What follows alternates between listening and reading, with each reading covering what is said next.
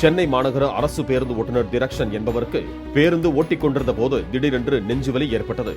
சுங்குவார் சத்திரத்திலிருந்து பூந்தமல்லிக்கு 45 பயணிகளுடன் சென்ற போது நெஞ்சுவலி ஏற்பட்டதால் பேருந்தை உடனே நிறுத்தி பயணிகளை இறக்கிவிட்ட பிறகு செங்கல்பட்டு மருத்துவமனையில் அனுமதிக்கப்பட்டார்.